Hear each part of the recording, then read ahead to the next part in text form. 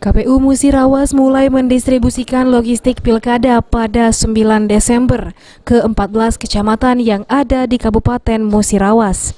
Barang logistik yang berupa kotak suara dan alat lainnya akan diserahkan ke PPK yang ada di kecamatan.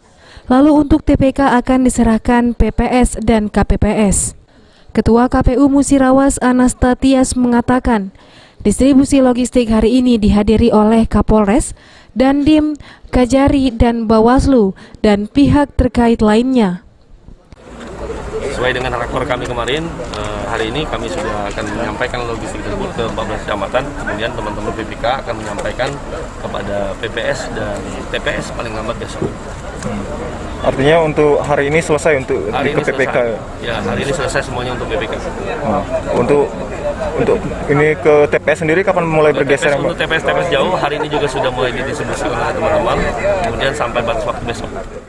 Sementara itu, Kapolres Mura AKBP Efran Nedi mengatakan, untuk pengawalan barang logistik tersebut, selain dikawal oleh personil Bawaslu, KPU dan khusus Polri akan kawal 6 personil untuk setiap PPK. Pengamanan sendiri itu dikawal oleh personil dari KPU, Bawaslu, Polri ya, khususnya Polri itu setiap PPK itu 6 personil langsung melekat sampai ke PPK dan selanjutnya melakukan pengamanan kotak suara dan logistik KPU itu di PPK. Kemudian selain itu kita juga di backup tentunya dari rekan-rekan kita TNI hadir, bisa rekan lihat pada hari ini juga hadir Bapak Dandim, Bapak Kajari, Bapak di Pemda, diwakili oleh Pak. 5, 6.